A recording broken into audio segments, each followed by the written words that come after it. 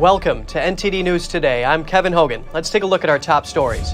Union rail workers not giving up on their demands after saying no to the contract proposal brokered by President Biden's team. What does the union want? Over 60,000 deportation cases have reportedly been dismissed. A report says that's because the paperwork isn't being filed correctly. Shots fired as Zeldin and Hochul square off in a heated debate to determine who sits in the governor's chair. Polls show a narrowing gap as Zeldin hammers away at public safety concerns. With just 2 weeks left to midterm elections, we break down critical races for governor across the country.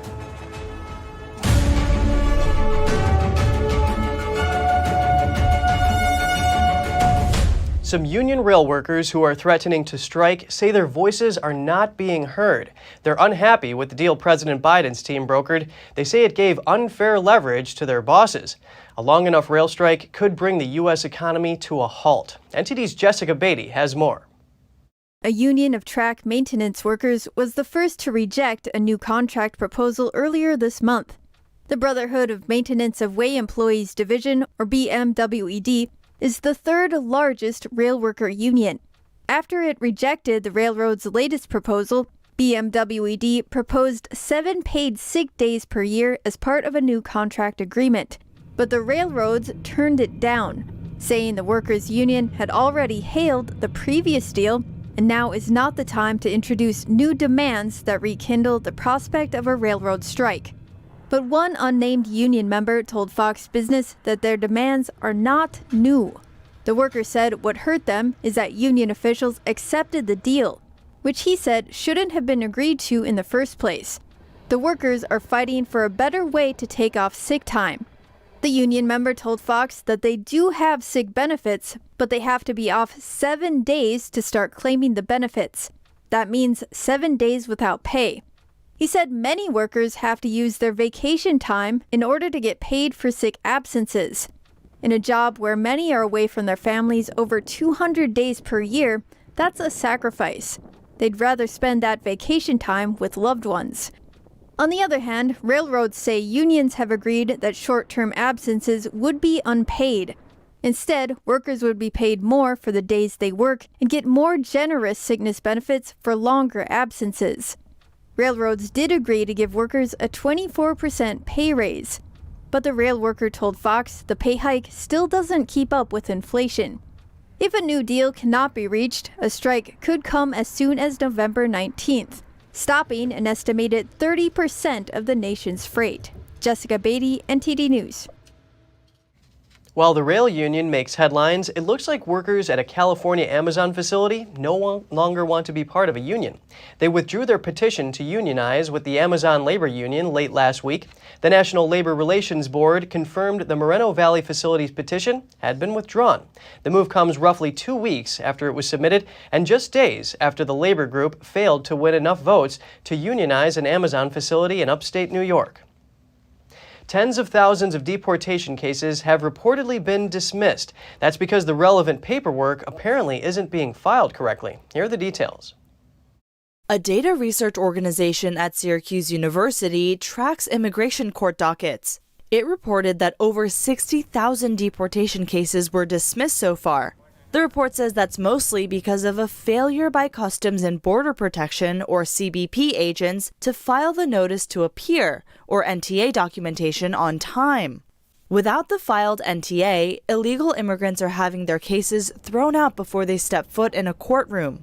Transactional Records Access Clearinghouse, or TRAC, is a data-gathering organization at Syracuse University. They said this kind of failure was rare until CBP agents were given authority to use the immigration court's scheduling system. According to TRAC, between 2012 and 2018, less than 1,000 cases were dismissed each year. In 2021, it was over 15,000, followed by almost 50,000 this year. CBP is required to ensure the immigration court is provided with an electronic copy of the NTA given to the illegal immigrant, which apparently often doesn't happen. Track said in a previous report that it seems like there's a serious disconnect between CBP agents entering new cases and scheduling hearings through the court's ISS system and other CBP personnel responsible for submitting a copy to the court. We reached out to Homeland Security and CBP for comment, but didn't hear back before broadcast. And in other immigration-related news, an illegal immigrant has pleaded guilty to attempting to murder a Border Patrol agent after crossing the U.S. border. Court filings say the immigrant attacked the agent with a knife after being apprehended, and at one point took the agent's gun and pointed it at him. The immigrant reached a plea deal that would result in 60 to 108 months in prison. He's likely to be deported from the United States, according to the plea. Crime and abortion took center stage yesterday. New York Governor Kathy Hochul faced her Republican challenger, Congressman Lee Zeldin, in the campaign's only televised debate. NTD's Daniel Monahan has the story. You deserve better. That's the message U.S. Representative Lee Zeldin had for New Yorkers as he repeatedly steered the debate towards crime and public safety.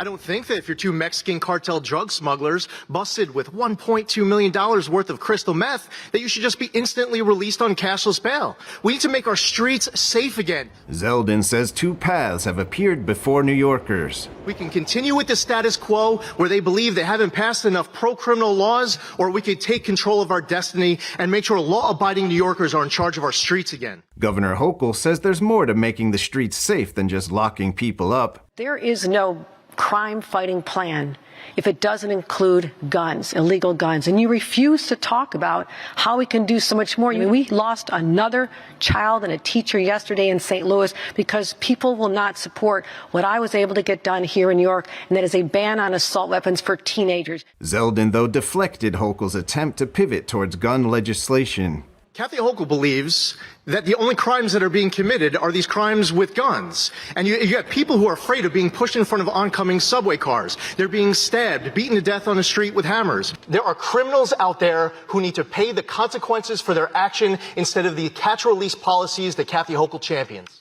The candidates then addressed abortion access. What we have in New York State is simply a codification of Roe v. Wade. And on the Supreme Court's recent overturning of the decision, my granddaughter does not have the same right that I had to make a determination in concert with myself or my doctor if it's after the 6th month. For his part, Zeldin criticized Hochul's push to send millions to abortion providers to expand access for a predicted surge in out-of-state patients. I've heard from New Yorkers who say that they don't want their tax dollars, for example, funding abortions for people who live, 1,500 miles away from here. Hochul also frequently attacked Zeldin for his ties to former President Donald Trump. Meanwhile, Zeldin argued that opposition to natural gas extraction and new pipelines in New York is hurting the state's economy. After some polls showed Hochul ahead by more than 20 percentage points as recently as this summer, Quinnipiac University showed her leading now by just 4 points. Daniel Monahan, NTD News. Now we get some analysis on the debate between New York Governor Kathy Hochul and Congressman Lee Zeldin. Our next guest knows New York State politics inside and out, and he's got an interesting political twist. Joining us now is Dov Hikind, a former Democratic New York State Assemblyman who served in the position for 35 years. While still a Democrat, Dov says he'll be voting Republican this year due to rampant crime in New York City. Pleasure having you on the show today, Dov.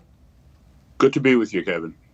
And speaking of crime, this is a huge issue for New York voters right now. For his opener, Congressman Zeldin criticized policies like cashless bail and said New Yorkers feel unsafe due to soft on crime policies. What is your perspective on this and Governor Hochul's dismissive response? Well, it's amazing. The number one, number two, number three issue for New Yorkers is crime, crime, crime. And for me and many people, anti-Semitism out of control. Numbers that we've never seen before in the history of New York. So, the question is, Hochul has been governor for a period of time. What has she done? What are her policies? I have no clue. I don't think she has a clue. So this is the most important thing. If you can't walk the streets, if you're afraid to send your kids out to play, you're afraid to get on the subway, Hochul has no clue. And I think it was very clear last night. Anyone who was watching, to say, okay, let's hear what Hochul's plan is. What is she going to do? I mean, first of all, she hasn't done anything until now I mean, that's clear. But what is her plan for the future? I'm dumbfounded. I have no idea. And why she would not address that. Safety certainly is a very important issue. Now, Governor Hochul called Zeldin a climate change denier, chastised him for voting to overturn the 2020 election results, and tried to link him to former President Trump. What is your reaction to this? Look, she had a right to bring up any issues that she wants. Look, Lee Zeldin cares about the climate. It has a lot to do with how extreme you are on that issue. But again, fundamentally, the issue of crime, the issue of the economy, jobs, inflation, those are the things that matter. And there is no doubt in my mind. I mean, this is not, for me personally, no one should be a Republican, Democrat, or anything else in this election. Just forget about that for a little while and just think, look at the individual candidates. Who do you think is going to do a better job in terms of crime, in terms of the economy? And the polling indicates that a majority of people understand that it is the Republicans, the Republican. I know Lee Zeldin, he is not an extremist on anything. You know, you can disagree with him on the Trump relationship and so on. But at the end of the day, who is going to save New York? There's no future if we elect a Democrat for the next 4 years. You can forget it. We can all move to Florida or somewhere else. Dove, I find that very interesting that you were saying people should put their party affiliation aside and vote for individuals. Now, you were there in person at the debate. Can you give us any insight into things that people watching on TV might not be able to pick up on? I was just struck by the fact that when I looked at Hochul, she may be a nice lady, but not for governor. She just did not give me the sense of this is a leader. This is a person with strength to deal with the radicals in the Democratic Party up in Albany. Look, I spent 36 years as a member of the New York State Assembly. Over the last 4 years, especially, things have changed in Albany. It is the radicals. They are a minority, but they run the show in Albany. Very good to have your analysis. Dov Hikind, former Democratic New York State Assemblyman. Great speaking with you today. Great to be with you. Pleasure. The midterm elections are 2 weeks away, and President Biden is determined to keep the House and Senate in Democratic hands. He directed the Democratic National Committee Tuesday to immediately move $10 million to the House and Senate campaign committees, and he offered another $8 million to those groups through fundraising. The first midterm election for a president's party often results in big gains for the opposition. The president said Monday the polling is unclear, and he's expecting the midterms will be very close. A mail delivery vehicle in Georgia caught fire, possibly with absentee ballots inside. All of the mail inside the truck was destroyed in the fire. Authorities say 43 ballots might have burned. But some good news, the driver of the Jeep in Baker County, Georgia, wasn't injured. The county is in southwest Georgia, 150 miles from Atlanta. Georgia's interim Deputy Secretary of State says the ballots could be reissued to the voters. They will verify with a list of mail that was being delivered along the route. The Georgia Secretary of State tweeted that more than 1 million ballots have already been cast in Georgia's midterm elections. Fox 5 reported that 100,000 absentee ballots in Georgia were received on Tuesday alone. Onto the race for Florida governor. Dozens of former staffers and colleagues of gubernatorial candidate Charlie Crist have endorsed his opponent, current Governor Ron DeSantis. They say in an open letter that they've known Crist in all phases of his career and public life. Those signing on to endorse DeSantis include a former U.S. Senator and former Chief of Staff for Crist, a former Lieutenant Governor of Florida, Crist's former Chief Counsel, and others with hefty public service experience. Crist was Florida's governor from 2007 to 2011 as a Republican.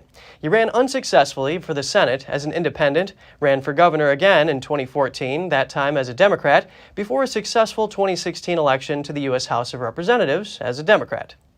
And with the November 8th elections rapidly approaching, we'll take a look at 10 key battles for governor. NTD's Daniel Monahan has more.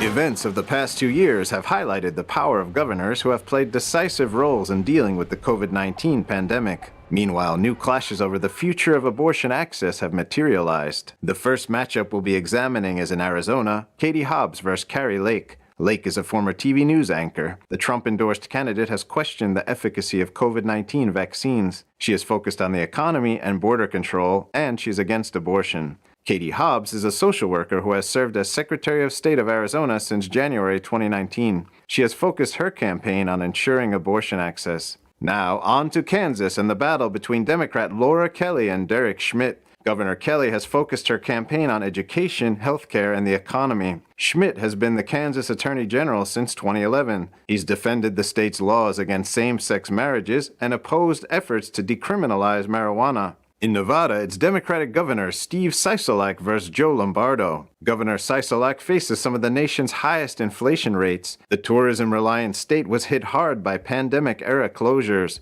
Trump-endorsed Clark County Sheriff Joe Lombardo has focused on kitchen table issues, including education and the expansion of school choice. In Oregon, there's a three-way battle. Democrat Tina Kotek started out as the favorite. She played a role in raising the minimum wage in her state. But independent candidate Betsy Johnson has proven to be a formidable contender who Democrats fear could act as a spoiler in the race. She is a gun rights activist who relishes being attacked by both the woke left and the radical right. She has blamed liberal Democratic policies for trash-lined streets in tent cities. Johnson's candidacy has created a path to victory for Republican Christine Drazen. Drazen opposed a COVID-19 vaccination mandate. She is also against transgender athletes participating in gender-specific events.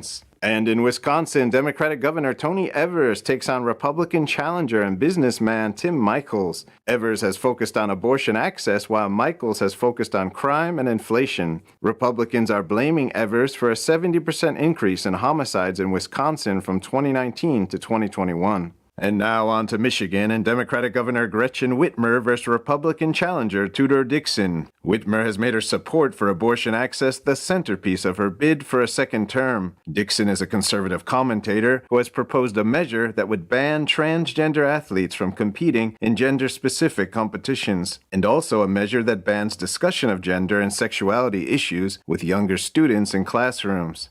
Let's have a look at New Mexico. There, it's Democratic Governor Michelle Lujan Grisham against Republican television meteorologist Mark Ronchetti. Ronchetti has focused on crime and school lockdowns during the pandemic. Lujan Grisham has cast herself as someone who has tried to make tough decisions while poking fun at her opponent's lack of political experience. Next up, Pennsylvania with Democratic State Attorney General John Shapiro against Republican State Senator Doug Mastriano. A new AARP Pennsylvania poll shows Shapiro up by about 9 points. Mastriano is a conservative who led a GOP challenge to the 2020 presidential results in Pennsylvania. Abortion access up to 24 weeks into a pregnancy is currently legal in Pennsylvania. Shapiro has vowed to uphold that. Georgia is represented by Republican Governor Brian Kemp versus Democratic challenger Stacey Abrams in a rematch of their showdown 4 years ago. Kemp drew Trump's ire in 2020 when he rebuffed his efforts to find more votes in the state. Kemp is a conservative who supported a far-reaching new elections overhaul and a 6-week abortion ban that went into effect with the overturning of Roe v. Wade.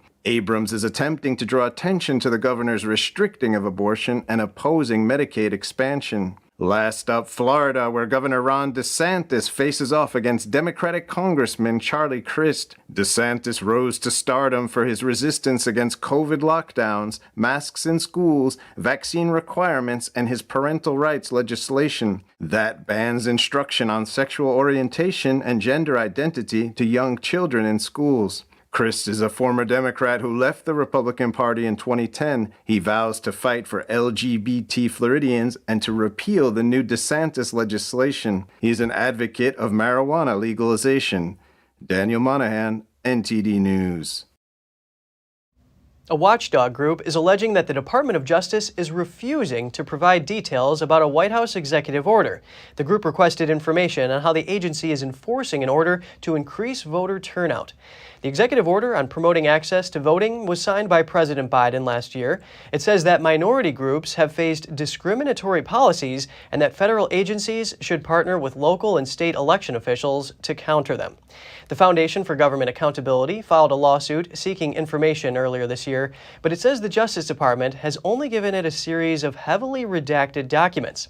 The organization accuses the agency of hiding details about how it is working on behalf of Democrats. The DOJ didn't immediately respond to a request for comment. And Supreme Court Justice Samuel Alito is calling the leak of his draft opinion overturning Roe v. Wade a, quote, grave betrayal. Alito spoke during a Tuesday appearance at the Heritage Foundation.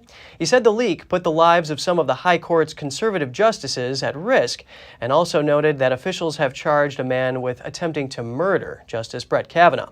Alito did not offer an update on the leak investigation, but his comments suggest the court has yet to find out who breached its inner sanctum.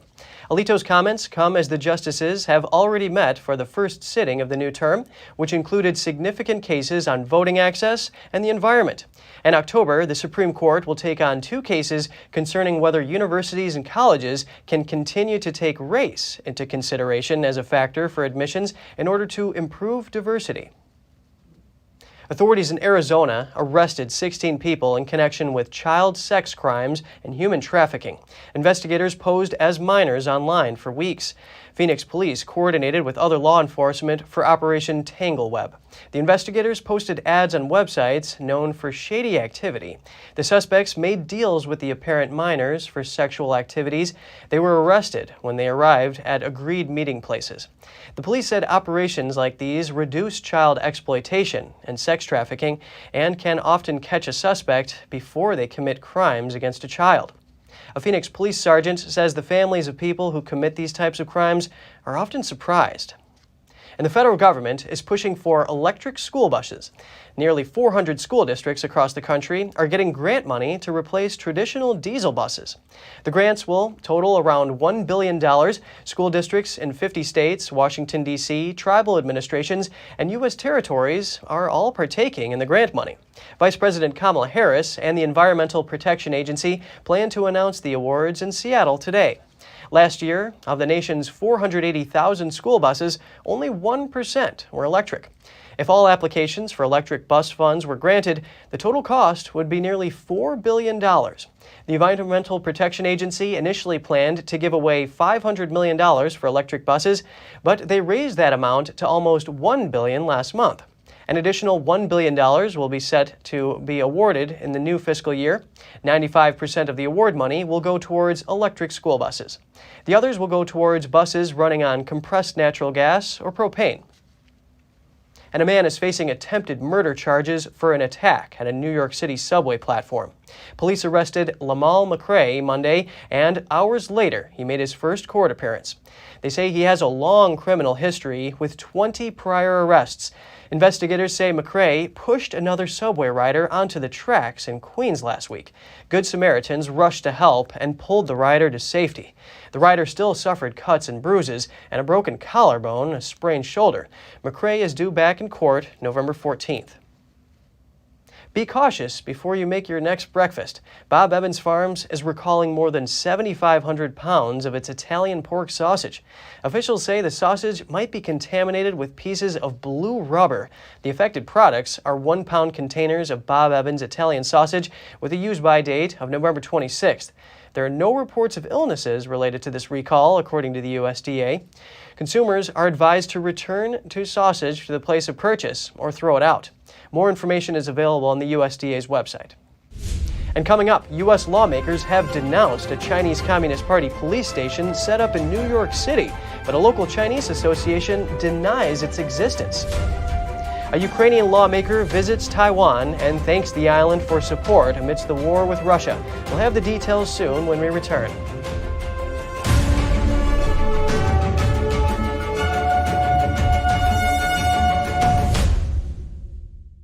As Americans, it seems like other people have been telling us what to do, how to live, and how to think. But that's not how we founded the greatest nation on earth. During times of powerlessness, we found power. And we found power through taking action. Through action, we find solutions. And through solutions, we find freedom. The supply shortage has made it harder than ever to keep your shooting skills sharp at the range.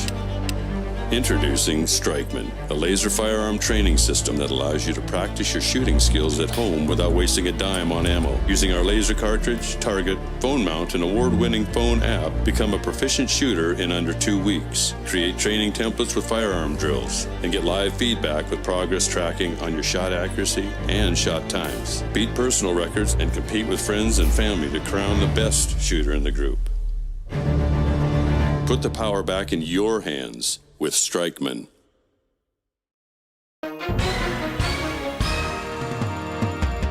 If you've been injured in an accident that's not your fault and you don't have an attorney, listen up.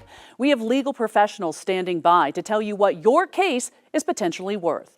Hello, I'm Gina, along with spokesperson Rob. Rob, tell the folks at home who should be calling right now. Well, just like you said, Gina, anyone who's been injured in an accident that was not your fault, you don't have an attorney, give us a call right now, and we're going to let you know what your case is potentially worth. Thanks, Rob. So what kind of calls have we been seeing today? Well, Gina, we're getting calls from all types of accidents today. Work accidents, slip and falls, truck accidents, and most commonly, car accidents. So if you were injured in an accident that was not your fault, you don't have an attorney, take that first step, pick up that phone and give us a call. We're going to answer your questions and we'll let you know how much money you can get for your accident.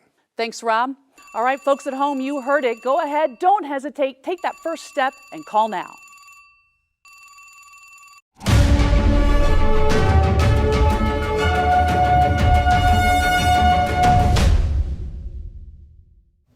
Welcome back. The Chinese Communist Party goes to great lengths to repatriate Chinese nationals who it considers criminals, and among them, maybe even dissidents. The CCP may even be operating out of New York City. Here's the story. According to Chinese media, between April 2021 and July 2022, more than 230,000 overseas nationals from different countries were forcibly returned to China.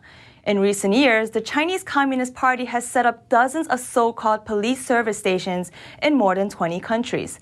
One of them is located right in the heart of New York City.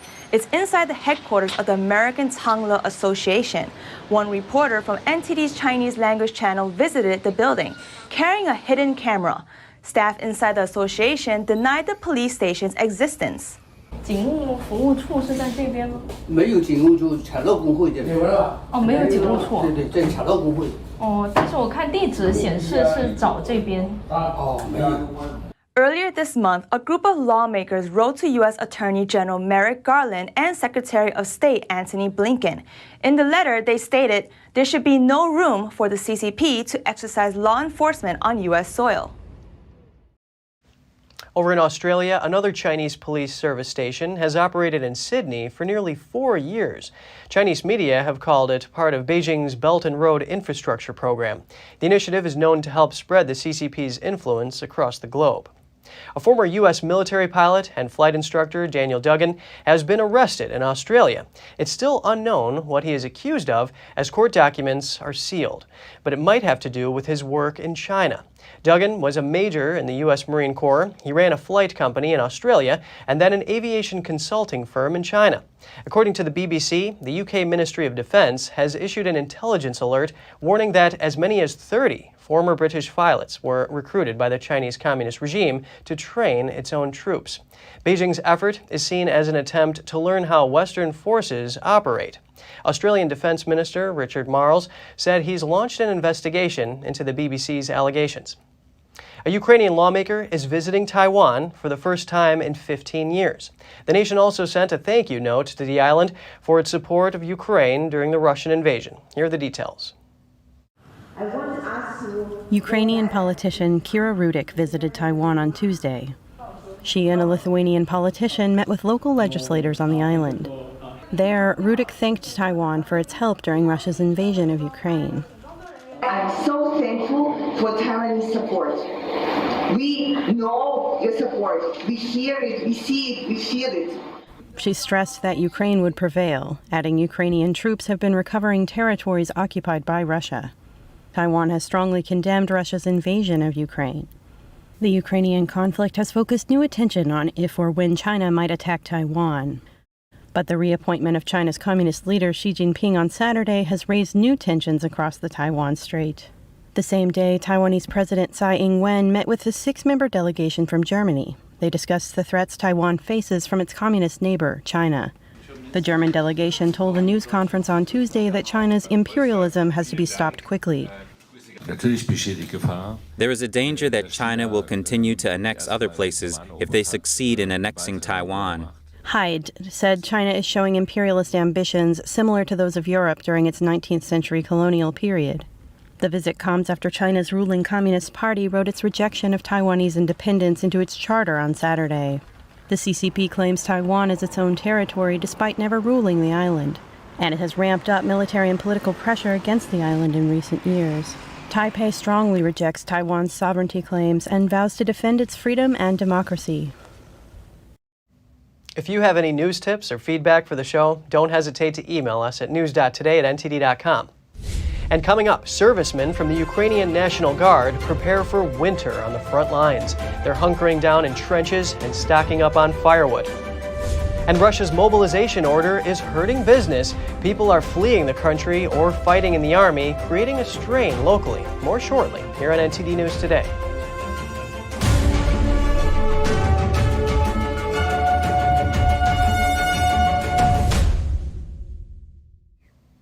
Servicemen from the Ukrainian National Guard prepared for winter on the front lines in the Kharkiv region on Monday. NTD's Andrew Thomas has more on their efforts. Lieutenant Colonel Yuri Savistin said city officials organized a program to install modular trenches. After the war broke out, Kharkiv city authorities came up with an initiative of producing modular trenches and installing them on the Kharkiv front lines. It is still too early to say how well they fit their purpose, but what we can say now is that the construction dug deep into the earth serves our needs. Servicemen chopped wood and prepared the logs for a wood-burning stove inside the trenches. The temperature there was 77 degrees on Monday. Our preparations for winter are going well, everything as planned. We are gathering as part of a centralized process. We are gathering wood for fuel. Families are bracing for a harsh winter after Russian missiles and drones rained on cities across Ukraine earlier this month. The bombardment hit power plants and electricity stations, damaging around 30% of the country's energy infrastructure. There is already ground frost at nighttime. People on guard outside are already freezing. It is cold, but we dress warm, and in here it is warm. We heat the stove in the evening, and it keeps warm till the morning. It is comfortable. The government is urging citizens to stock up on warm clothes, candles, flashlights, and batteries. Authorities are also asking people to limit their use of high-energy appliances like ovens, washing machines, and kettles during peak consumption times. Andrew Thomas, NTD News. Hundreds of thousands of men have joined the army or fled Russia over the last month. This mobilization has had an effect on the workforce and business as usual in the country. One group in Moscow has been hit especially hard. Here's that story. Faced with a sharp drop in clients since Russia began mobilizing men to fight against Ukraine, Moscow barbers, like Kiro Kuryakov's Citizen Barbershop, are battling to survive. Once they announced mobilization, we personally lost 30% of clients for sure. And my friends, barbers who are working in other barbershops, heads and owners of businesses, all noticed a strong drop in clients, which is only getting worse. Kuryakov added that one of his staff members was taken away to the front line, further impacting the business. And other barbers say they are having to expand their skill set to cut women's hair instead. Hundreds of thousands of men have been summoned to join the army or have fled the country. The central bank last week said mobilization was posing new challenges, especially for small and medium-sized enterprises. It flagged risks linked to a shrinking workforce, as well as consumer and business confidence. And experts say the mobilization has aggravated an existing brain drain from Russia. Maria Shagina, a research fellow at the IISS think tank, said before businesses fought for state funding and subsidies. Now they are fighting for the workforce. The Kremlin has announced some financial support for those mobilized. Enlisted servicemen are entitled to payment holidays on loans. Authorities have also sought to give entrepreneurs more time to transfer control of their businesses should they be called up to the army. But Kuryakov said their businesses had received no help. Italy's new Prime Minister, Giorgia Meloni, has vowed to steer the country through some of its toughest times since World War II. In her first speech to Parliament on Tuesday, she also promised support for Ukraine, NATO, and the European Union. Here's Meloni. Giving in to Putin's blackmail on energy would not solve the problem. It would exacerbate it by opening the way to further demands and blackmail with future energy increases, even greater than those we have seen in recent months. Meloni said Italy would continue to support Western sanctions against Russia, regardless of a squeeze on gas imports from Moscow. In her speech, Meloni also said her government would offer financial support for families and firms hit by the energy crisis, adding that the economy could sink into a recession in 2023.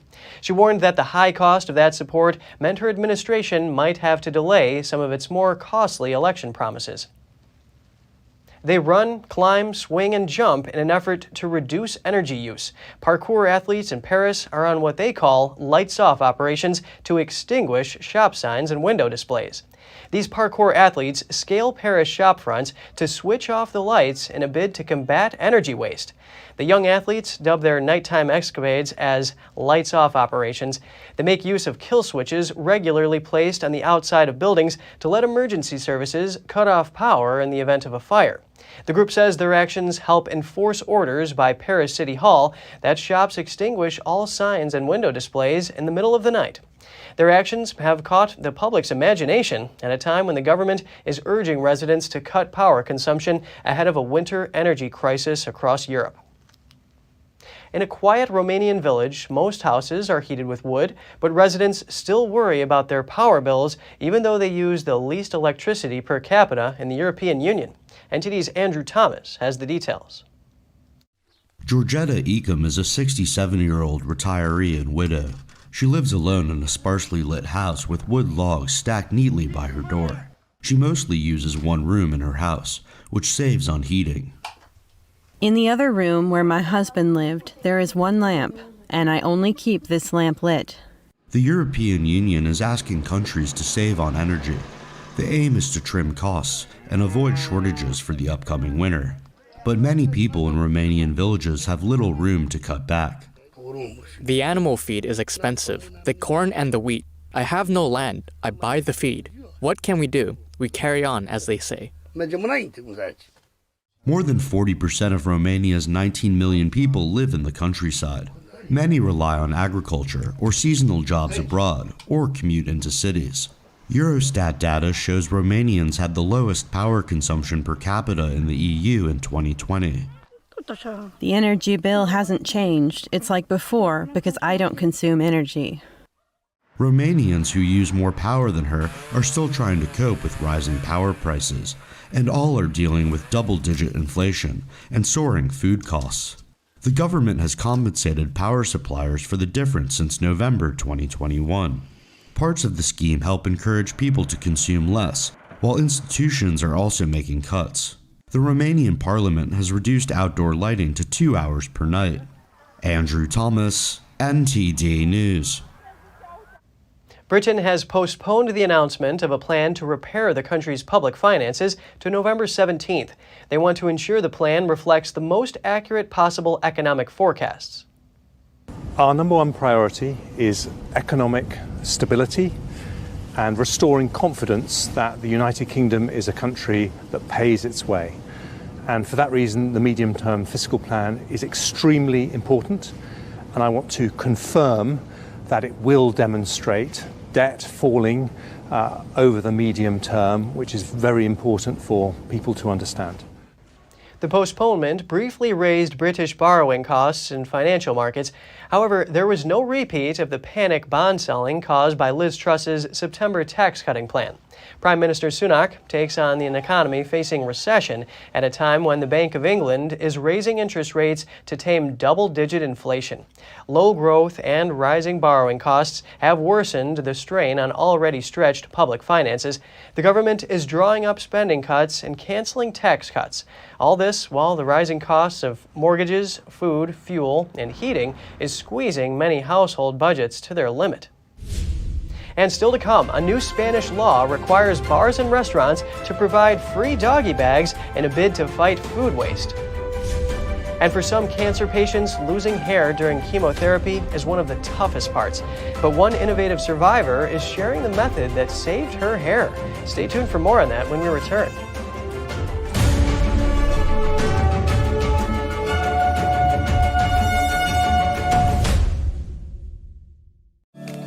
Welcome to RenBiz.com, the education and career program where parents rule.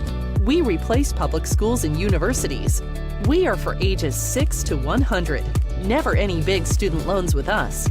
You graduate with a traditional diploma, a university degree, and your own family business. Adults returning to obtain better careers. Parents looking for better academic and career opportunities for their kids.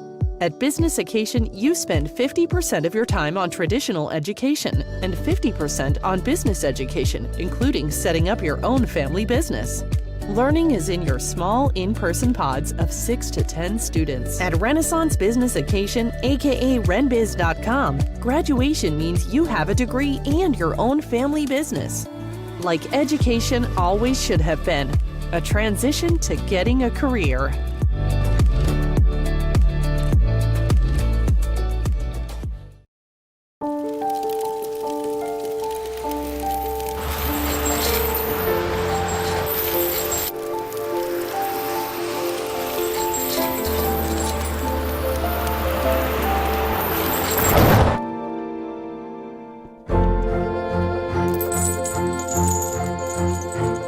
Did you know dragging chains can spark a wildfire? Only you can prevent wildfires. The 6th NTD International Piano Competition will take place at the Merkin Hall in New York City. Pianists from around the world will join together to revive the great piano masterpieces. Join us on this uplifting journey. The semifinals, finals, and the winner's concert will be open to audiences and live streamed from October 31st through November 2nd. Buy tickets now at 212-501-3330.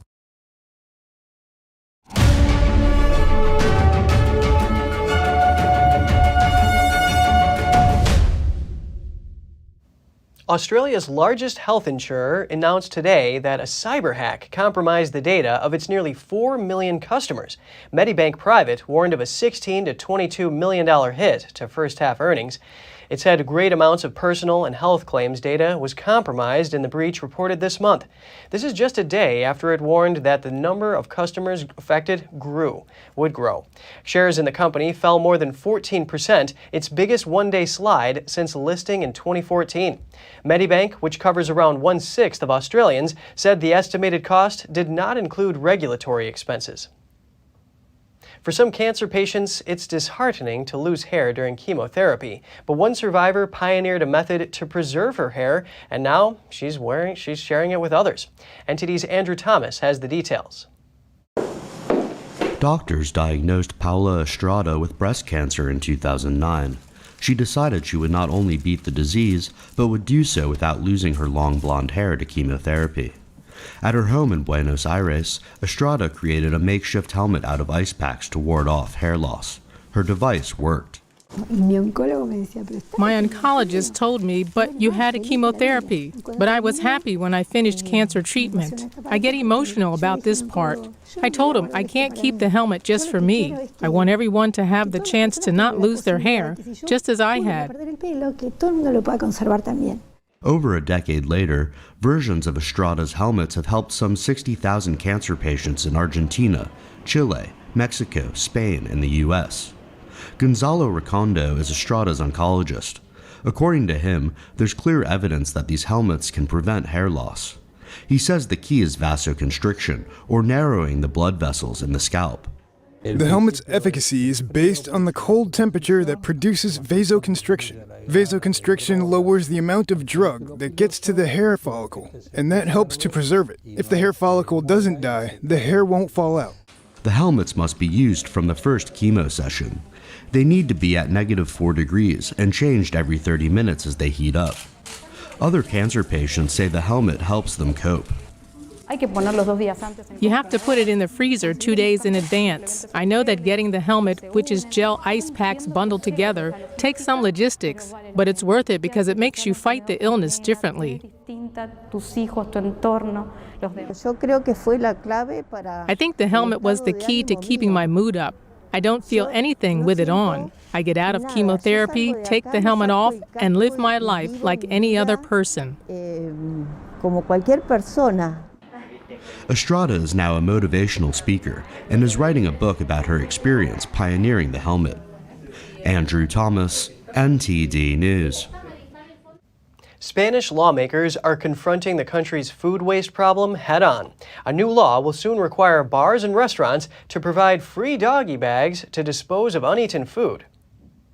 Diners at bars and restaurants in Spain will soon receive free doggy bags to take home their uneaten food. That's under a draft legislation set to take effect in 2023. According to a director of the Association of Manufacturers and Distributors, the core of the problem is measuring waste and loss. Measuring is very important because we believe that what is not measured cannot be improved. Therefore, the first thing is to design this plan to analyze what critical points we have in our production systems, transport, packaging, etc., to detect possible risk areas and then implement corrective measures. Every year, more than 1,500 tons of food is wasted in Spain. That's the equivalent of 46 pounds per person, worth some $250. But some restaurants have long taken their own measures against waste.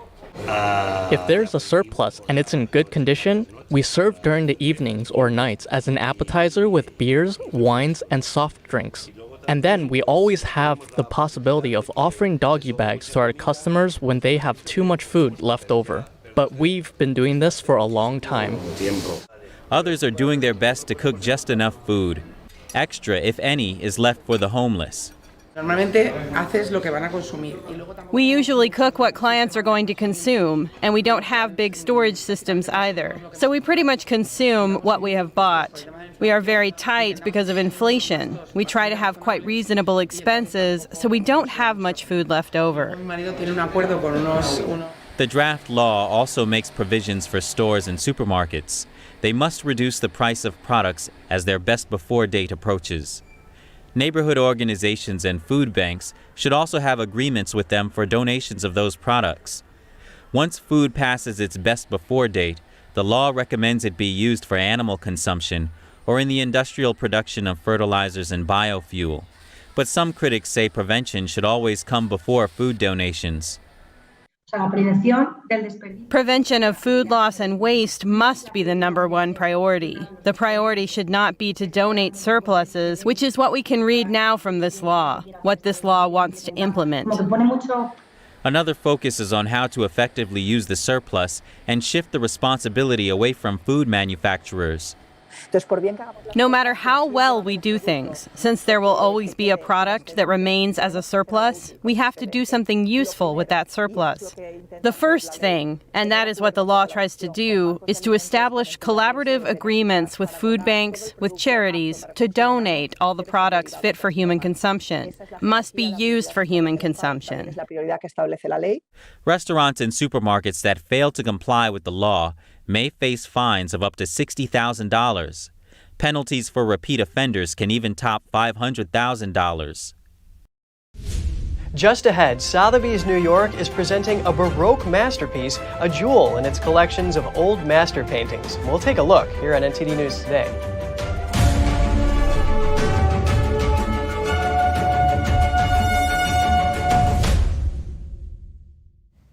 Sotheby's New York is showing off some of its greatest collections of old master paintings leading up to its Masters Week auction in 2023.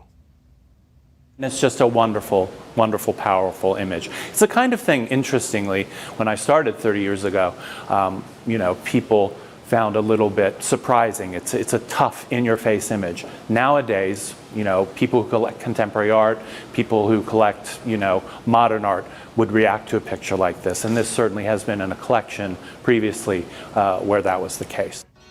The star of the show is a Baroque masterpiece by Sir Peter Paul Rubens, Salome, presented with some of the severed head of St. John the Baptist. The auction house says there was a time when a painting with a severed head was a harder sell, but today the subject is bringing buyers who aren't usually old master collectors. The Rubens painting is expected to fetch more than $25 million. The sale next year will also include works by famous Italian painters. Has our Western diet taken us as far as it can? We seem to be suffering all sorts of physical disorders. Can turning to the wisdom of the ancients reverse this trend? Here's Gina Marie, who brings us Strong Mind and Body.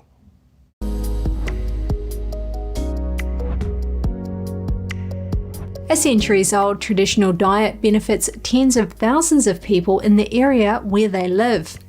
The people here increase longevity, improve life quality, and even reduce the risk of cancer. This is the Mediterranean diet. Most of the foods in this diet have cancer-fighting properties. Cancer cells make surrounding tissues form angiogenic factors. They hijack the blood system to support these cancer cells. Foods in the Mediterranean diet contain natural angiogenic agents. The diet is characterized by liberal use of virgin olive oil, vegetables, fruits, legumes, nuts, and fish. It has low intake of red meat, dairy, and red wine. Let's investigate it further. Virgin olive oil is prized for its antioxidant, anti-inflammatory, and anti-cancer properties. Flavonoids, carotenoids, and vitamin E also join the cancer-fighting team. Vegetables, fruits, and red wine are rich in polyphenols, which are anti-cancer. Cold water fish are rich in lipids and omega-3 fatty acids. These are found in sardines, tuna, mackerel, and anchovies. Tomatoes are widely used throughout the Mediterranean countries and are rich in vitamin C, potassium, folic acid, carotenoids, and lycopene. These properties have amply demonstrated cardiovascular and anti-cancer effects. Coffee is consumed boiled and unfiltered. It's rich in kawiol, polyphenols, and antioxidants. Herbs are synonymous with the Mediterranean diet. Dry oregano is high in polyphenols. Rosemary contains canosol, which assists with anti-cancer prevention. Large families and neighbors gather around tables laden with the area's bounty in the shade of old trees. Socializing like this promotes positive attitudes plus mental and physical well-being. This is just another plus of the Mediterranean diet. A Delaware hobby gardener was scratching his head because all the produce in his garden kept mysteriously disappearing. He discovered later that a little creature was to blame, but instead of trying to drive it away, he found a way to befriend it. Take a look at their unusual friendship. Jeff Permar from Middletown, Delaware loves to grow an organic vegetable garden each year to share with his friends and family. Around 3.5 years ago, he started to see the fruits of his labor disappearing. Permar set up a motion detection camera and discovered that the culprit was a groundhog. Several attempts to stop the thief were unsuccessful. Eventually, he just began putting out food for them. But then, as time went on, he was so cute in the camera. He was so cute and he was awesome and just looked like he was just living his best life, so he eventually won my heart over, you know. He named the little creature Chunk. Soon Chunk would bring his girlfriend Nibbles to the garden too. To save on cost, Permar came up with the idea of building his tiny friends their own garden, which the groundhogs seemed to love. Since then, Chunk has become an online sensation. Yeah, so at first, when I had caught the groundhog initially and got the very first video of Chunk popping up in the camera, all of my friends that saw it were like, wow, this is so funny, this is so cool, you should start posting this. And I just did, so I just started posting, and the reaction was great. Like, the fans were loving it. They were, it was making them have like a better day if they were having a bad day. His first video, being caught in the act of chomping a cucumber, went viral on Facebook a few years ago and has attracted nearly 1 million fans.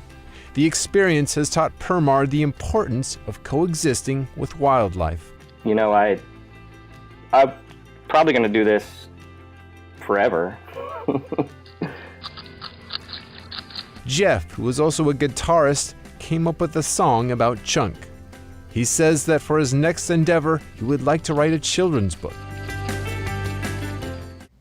Today is National Pumpkin Day. The iconic pumpkin is a fall favorite at the center of holiday decorations, recipes, festivals, and more. taking over everything from coffee, hello pumpkin spice lattes, to baked goods like cakes and cookies, and even unlikely favorites like pasta and oatmeal. They're good for you too. Pumpkins are packed with nutrients, which could help boost your immune system and fight off nasty colds. Some veterinarians say they can treat ailments in your pets as well. The squash is native to North America. The earliest found pumpkin-related seeds were in Mexico between 7,000 and 5,500 BC. That's all for today's program. We're really glad to have you with us. Please send us an email if you'd like to tell us something.